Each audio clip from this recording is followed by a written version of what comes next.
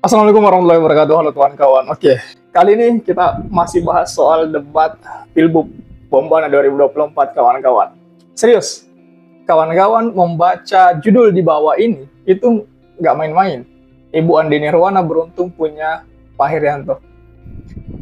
Kalau kita mau bilang kayak siapa tokoh yang paling sibuk dan paling bekerja keras dalam debat Pilbub kemarin, saya langsung katakan itu Pak Herianto.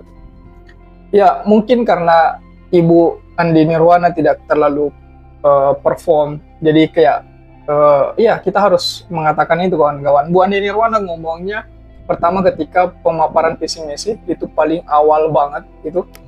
Kemudian yang kedua dia bertanya dan menjawab pertanyaan dari paslon 3 itu. Selebihnya itu diambil alih oleh Pak Herianto. Dan sepanjang debat itu Pak Herianto betul-betul saya lihat kewalahan tidak, tetapi kerja kerasnya itu nampak banget. Jadi kalau kita bilang Bu Andi Nirwana harus berterima kasih kepada Pak Herianto, berterima kasih banyak kepada Pak Herianto, itu wajib tuh. Betul-betul Pak Herianto menjawab ataupun bertanya ke paslon 01. Setelah itu giliran paslon 03 jawab lagi itu. Dan yang paling tertekannya Pak Herianto, saya bilang tertekannya begitu karena keringatnya itu sangat jelas ketika bahas sama Pak Hasrat soal jaring harimau tuh, jaring apa tuh untuk tangkap ikan. Nanti ini videonya. Sekarang yang ingin kami tanyakan, bagaimana cara mendisiplinkan atau menertibkan penggunaan pukatrol ini tanpa memecahkan piring nasi mereka? Yang pertama memang terkait kelautan, itu yang terpenting adalah terkait kelautan itu juga tidak lagi menjadi kewenangan kita di kabupaten, tetapi itu menjadi kewenangan pemerintah pusat. Tetapi kita jangan kehabisan akal, teknis kita bagaimana cara mengalihkan keluarga masyarakat kita yang masih menggunakan pukatrol. Dan lalu kemudian ini saya kira kita bagaimana Dinas Perikanan untuk mengajarkan atau memberikan bantuan terkait bagaimana alat tangkap yang sehat dan sesuai dengan peraturan perundang-undangan yang ada.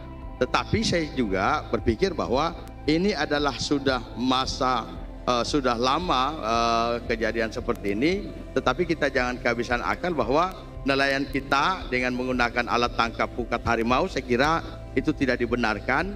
Dan beberapa kasus juga ini masuk operasi dari Polair, tetapi ini masyarakat kita tetap kita melakukan pembinaan dan melakukan, tapi untuk bagaimana di laut itu saya kira itu bukan lagi kewenangan kita, karena di kabupaten ini kita sisa punya Dinas Perikanan. Perikanan ini hasil tangkap aja yang datang, tetapi alat tangkap yang digunakan dan lain-lain itu adalah kewenangan pemerintah pusat. Tetapi karena warga kita mereka, maka saya kira kita mengganti alat tangkap mereka atau memberikan edukasi untuk bagaimana beralih ke alat tangkap yang sesuai dengan peraturan perundang-undangan yang ada. Terima kasih. Sekali lagi, ini kurang lebih sama dengan yang pertanian tadi. Andaikan ingin didisiplinkan sejak awal, pasti dari 10 tahun yang lalu sudah didisiplinkan. Pasti sejak 10 tahun yang lalu sudah didisiplinkan. Ya, jangan sampai kemudian ini kompromi menjadi terus berlanjut hanya karena kepentingan dan pengawalan pilkada saja terus yang diamankan. Mohon tenang, mohon tenang. Jadi Bapak Ibu saudara-saudara sekalian, saya tidak minta kemudian untuk bagaimana memberangus keluarga kita yang menggunakan alat pukat harimau ini. Yang saya tanyakan itu bagaimana kemudian kita menertibkan mereka tanpa memecahkan piring nasi mereka. Jika solusi yang ditawarkan oleh paslon 2 ini bentuknya seperti itu, maka saya kira itu sudah bukan PR lagi, tapi itu tugas yang tidak distorkan di gurunya kemarin. Terima kasih.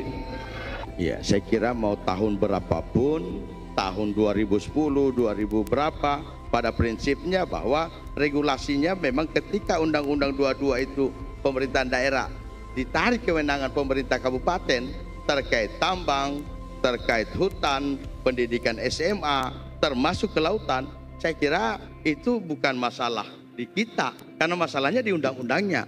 Nah, sekarang kita sebagai calon pemimpin yang insya Allah akan memimpin Bombana, kita berpikir bagaimana untuk tidak menabrak undang-undang yang ada, tetapi karena warga kita itu tetap harus kita tangani, harus kita berikan edukasi ke mereka sehingga benar-benar mereka bisa menggunakan alat tangkap yang sesuai dengan peraturan yang ada. Nah, terkait bahwa dia mau tahun berapa, prinsipnya nomor urut 2 ini belum pernah, dan insya Allah nanti 2024 ini terpilih jadi bupati. Terima kasih.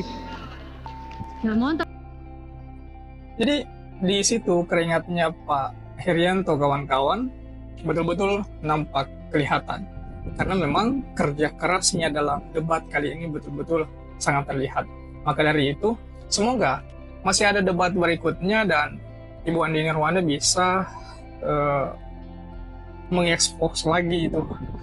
Semoga bisa perform lagi di debat kali ini. Ya, meskipun pada akhirnya sebenarnya bukan debat yang menentukan kemenangan. Bukan, semuanya ditentukan di lapangan di TPS tanggal 27 nanti. Tapi kan ya ibaratnya dalam debat itu kita anggap tidak sekedar menjadi seremonial belaka, tidak, melainkan ya ngapain menang juga kalau di dalam debat kita dihantam gitu kan, nggak enak juga kalau gitu.